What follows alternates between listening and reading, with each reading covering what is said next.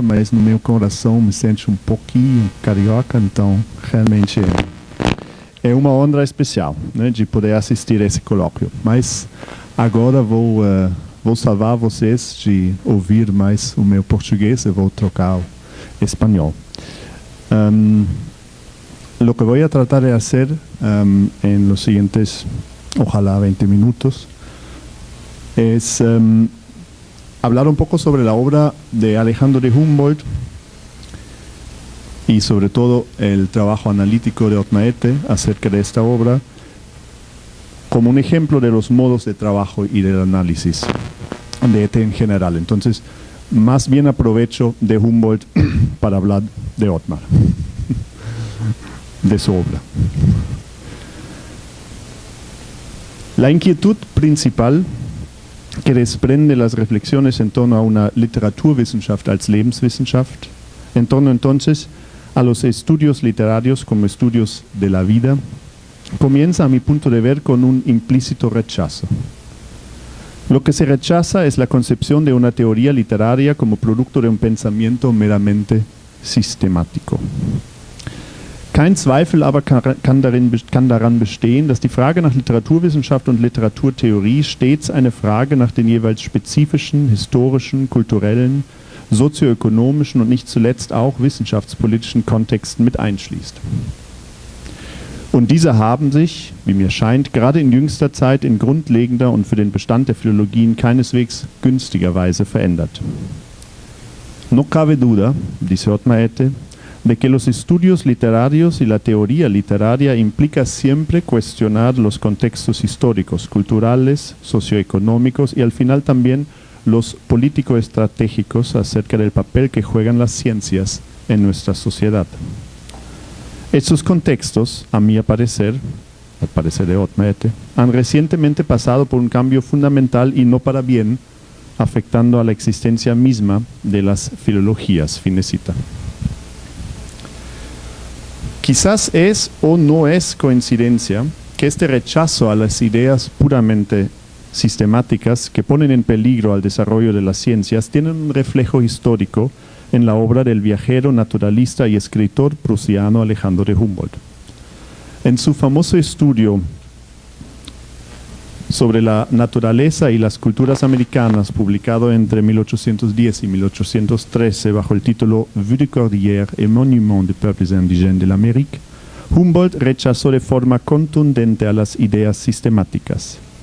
Especialmente rechazó una ideología europea sobre el grado de desarrollo de las culturas americanas, expresadas por algunos historiadores y filósofos europeos como Guillaume Thomas Reynal, Cornelius de Pau o William Robertson. El índole de ambos rechazos, el de Ette y el de Humboldt, son iguales. Una ciencia que desconecta sus objetos de estudio de los contextos vitales en los que se configuran, pierde su legitimidad. Una ciencia que no conoce sus objetos porque nunca buscó la convivencia intelectual con ellos, fracasa como instrumento de análisis y se transforma en ideología. Pienso que las conexiones entre una Literaturwissenschaft als Lebenswissenschaft y los estudios que Ottmar Ette ha emprendido acerca de Humboldt son aún más estrechas y permiten entrelazar ambos proyectos, y sobre eso voy a tratar de hablar en los siguientes 2-3 capítulos breves. Hace casi 30 años, en un breve artículo publicado en un libro de escasa divulgación, se crea un retrato de Alejandro de Humboldt que aún no se conocía. Es un retrato inventado, pero basado en una lectura minuciosa de los textos de Humboldt, en este caso de su famoso relato de viaje, La Relation Historique. Es el retrato imaginado de un joven naturalista de los trópicos que regresa de la selva y de sus convivencias con los indígenas del pueblo Pararuma, cerca del Orinoco, con la cara pintada de rojo, igual que los indígenas. Como gesto de simpatía, Bonpland y Humboldt habían acordado a que se les pintara la cara, y Humboldt lamenta después, al regresar a la ciudad, al pueblo de Angostura, 2 meses después, al terminar su viaje por el Orinoco, que aún, 2 meses después, tenía la cara pintada, ya de vuelta un milieu de la civilización européenne, en los entornos de la civilización europea, estando en las Américas aún, por supuesto. Este retrato de un Humboldt con la cara pintada como indígena aparece en el primer artículo que Otmaete publicó sobre Alejandro de Humboldt en 1988. Ya tiene mucha trayectoria, pero no es para tanto, no es para tanto. En 1988. Se mantiene. Hasta entonces, nadie había hecho un retrato así. Y hasta el día de hoy existe solo impreso en papel, no pintado en lienzo. Pero es bastante notable que este comienza así su largo viaje de investigación sobre la obra y la vida de Humboldt. Desde los comienzos de este viaje se trataba de hacer visible a una recepción diferente el famoso viajero prusiano, de desviar la atención de las tantas imágenes y los muchos retratos que se tenían de Humboldt en las historias y historiografías de la ciencia europea del siglo XIX. El retrato de Humboldt que los escritos de Ete trazan se genera, antes que nada, de los textos mismos de Humboldt, con una especial atención a sus publicaciones francesas, sin las cuales la obra multilingüal y transversal de Humboldt no se puede comprender.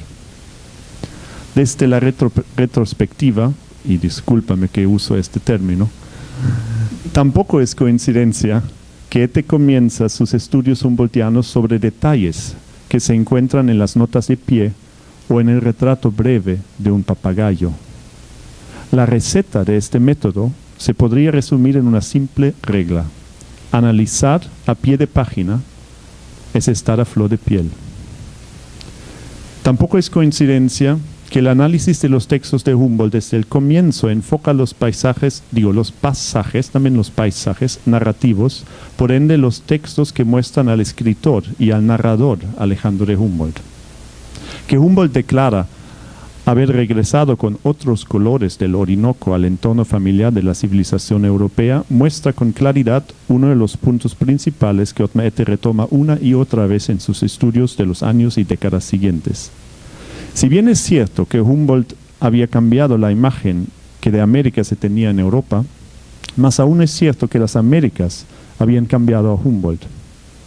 Lo transformaron en el científico de conciencia universal, impregnado con un Weltbewusstsein, como dice Humboldt y como retoma Otmaete, cuyo desenvolvimiento es impensable sin las experiencias americanas y que estimula en Humboldt las ideas para una modernidad diferente.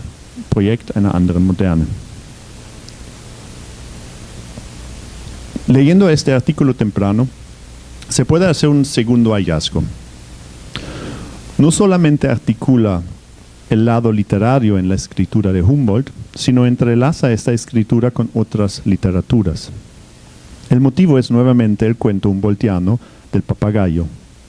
El pájaro, este pájaro, es el único ser vivo que aún articula la lengua de los indígenas atures, muchos años después de que este pueblo haya desvanecido.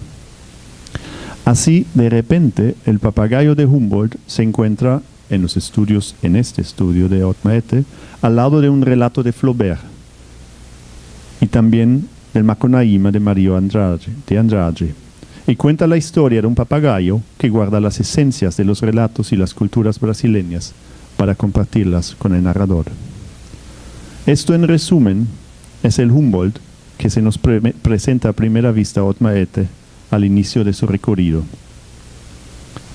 Ni una palabra de las ciencias naturales, de la geografía, astronomía, geología, botánica y zoología, geografía de las plantas o la política. Para todo esto, habrá tiempo después, en las reflexiones de los más de 120 artículos publicados sobre Humboldt hasta hoy, por parte de él. Hay más artículos sobre Humboldt, pero 120 son de Othman.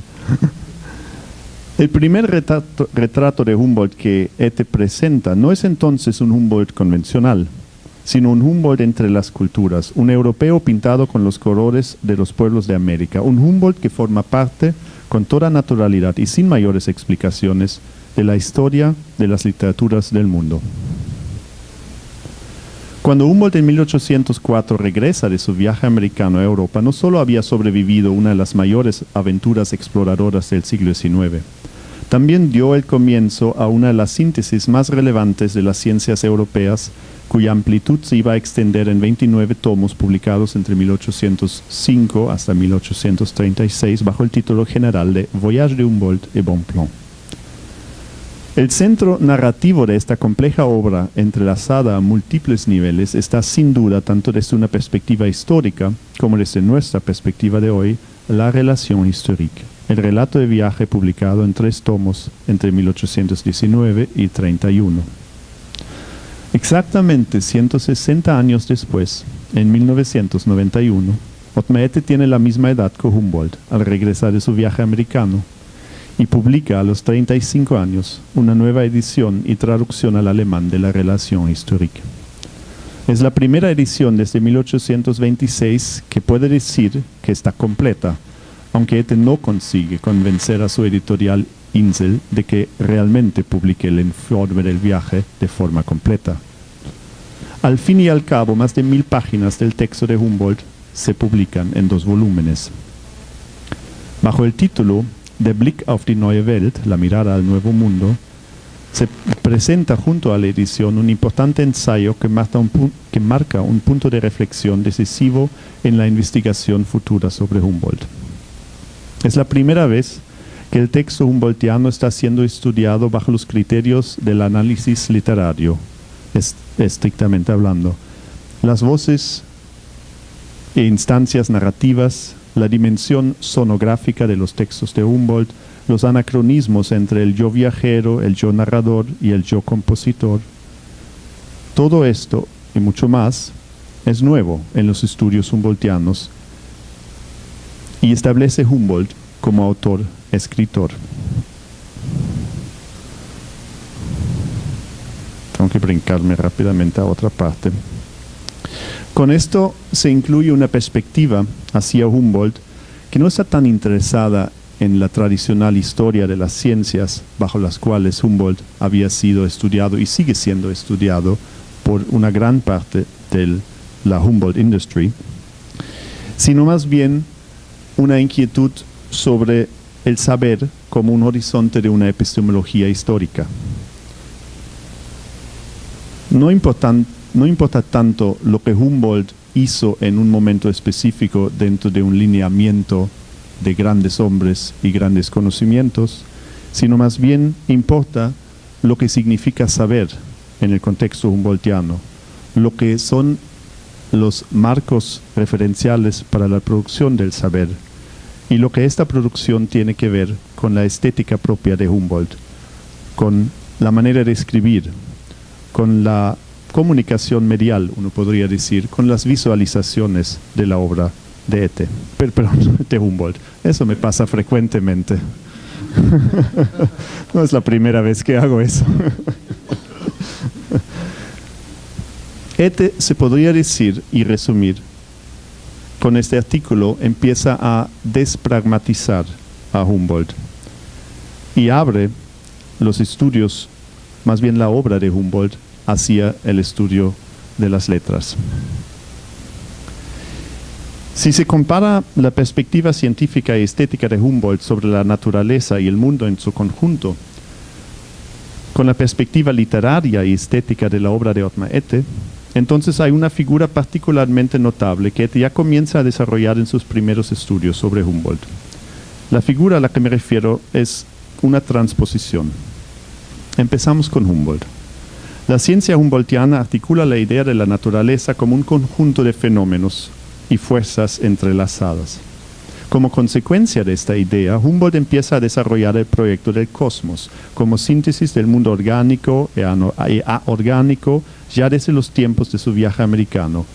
Una síntesis que parte del principio bastante contemporáneo que la naturaleza no se puede desligar ni comprender sin el factor humano. La Kosmoswissenschaft es una ciencia del mundo natural tal como lo puede percibir el ser humano. Ahora, tengo que brincar otra vez. Esta idea humboldtiana se encuentra también como fundamento del análisis que aplica a la obra de Humboldt. Si alles ist Wechselwirkung en los sistemas de la naturaleza, si todo pues está en interrelacionalidad, también lo es la obra de Humboldt, según las lecturas de Ete. En otras palabras, el cosmos de Humboldt es una obra en balance, una obra en completa interrelacionalidad. Los contemporáneos de Humboldt interpretaron las múltiples digresiones, rupturas, fragmentaciones y proyectos incompletos que muestra su obra como señales del fracaso de la escritura humboldtiana. En las lecturas de Ete, estos supuestos errores y fracasos se vuelven productivos. La digresión es manifestación de un intelecto móvil, de un modo de trabajar independiente, salvaje incluso. Es manifestación de una lógica, como diría Ottma, que no se reduce a las limitaciones de una disciplina, de una forma de escribir, de una forma de pensar. Los fragmentos no son textos inconclusos solamente, sino modos de la escritura corta. En la metafórica etiana, islas de textos, textos islas, texto islas. En otras palabras, el trabajo de Humboldt logra humboldtizar a la obra de Ete, y el trabajo de Ete logra etizar a la obra de Humboldt.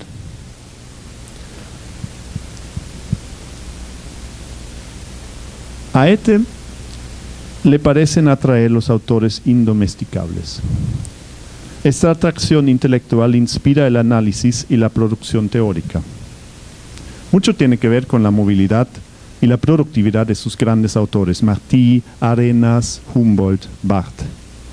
Son autores que atraviesan las culturas, que hacen política con sus textos sin transformarse en políticos, que producen de forma incansable, que provocan confusión y profundidad, que juegan con las formas y las normas establecidas de la literatura, de la ciencia, de la política. De todo esto se nutre la obra analítica de Ete e incluso el mismo autor, Ottmar Ete, que está presente pero no es él. Literatura como Lebensmittel se llama uno de los libros coeditados por Ottmar Ete y habla precisamente de la importancia inspiradora de las literaturas y sus personalidades para la vivencia y, a final de cuentas, también para la sobrevivencia intelectual del crítico. La literatura y su análisis son un modo de vivencia y sobrevivencia, y también son un modo de alimentación. Sus trabajos alimentan sus objetos de estudio, los autores, los textos, las representaciones culturales que Ete trabaja y hace visibles de una forma específica. Pero también son alimento para las finalidades de la obra etiana. Y esta siempre extiende a las dimensiones de su objeto de estudio. En toda su obra se puede observar este gesto de extender el análisis del objeto mismo hacia un proyecto propio, hacia un proyecto vital. Y para eso nada más quisiera hacer breve hincapié en dos aspectos que desde el punto de vista, y las saqué de este libro, El macrocosmos al microrrelato, un cierto tipo de síntesis, ¿no?, de un momento de tu obra, donde Ete habla del aspecto específico humboldtiano de lo que se llama Erfahrungswissenschaft, ¿no?, de una ciencia empírica, de una ciencia que a través del movimiento, del viaje, del viajero, se puede realizar, y únicamente a través de una cierta lógica de movimiento se puede realizar à la vue même des objets, como dice Humboldt mismo. Entonces, el análisis parte de esta Erfahrungswissenschaft de Humboldt, pero también se extiende por encima de Humboldt, porque de forma implícita lo que también se muestra es que esta misma Erfahrungswissenschaft es fundamental para la producción propia de la obra de Ottmar Ete. Saber de las literaturas, saber de los artes y saber de los diferentes proyectos vitales solamente se puede hacer à la vue même des objets. Solamente se puede hacer a través de un constante movimiento de viaje, tanto intelectual como real. Königsberg no es el mundo, como diría Kant, y como supo Humboldt, pero tampoco lo es Potsdam, ni es Berlín, sino solamente los viajes por el mundo. Y lo segundo sería el aspecto del Weltbewusstsein, que desde ese punto de vista, nuevamente, empieza con Humboldt, empieza con el cosmos, retoma desde ahí una idea de una cierta política humboldtiana, de un cierto proyecto de una modernidad diferente humboldtiana, pero va más allá de Humboldt, hacia un proyecto y hacia una dimensión quizás de un deber colectivo, un llamamiento a nosotros de transformar nuestras prácticas del saber y nuestro horizonte de las ciencias hacia una conciencia universal, de desprovincializar a todos nosotros y a nuestras prácticas, lo que significa que desde una perspectiva conceptual, Ete todavía sigue los trazos de Humboldt, pero a la misma vez los supera claramente, porque aún el proyecto de Humboldt sigue siendo claramente europeo, mientras que el proyecto de Ete, pienso, trata de mantenerse lejos de una reducción, digamos, a una lógica europea. Aunque eso sería un punto interesante de debatir.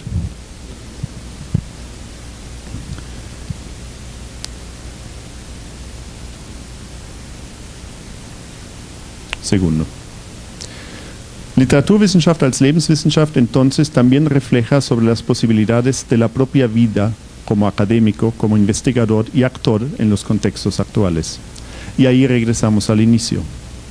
Comprender y aplicar la obra de Ete implica comprender que esta obra siempre tiene una finalidad más allá del objeto del estudio particular. Igual que sus autores favoritos, Ete ha creado una obra difícilmente domesticable, una obra móvil y polilógica.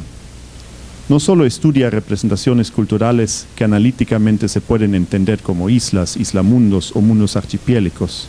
Él mismo crea una obra de este índole, una obra relacional, archipiélica, móvil. Si quisiéramos reducir este trabajo incansable a un mensaje principal, sería, a mi ver, una propuesta de carácter político. Esa propuesta se dirige hacia el interior de nuestras disciplinas, las letras, las literaturas comparadas, los estudios culturales, por ejemplo, en el valor que le damos a nuestros objetos de estudio como medios de un saber específico. Eso se ha discutido ya bastante.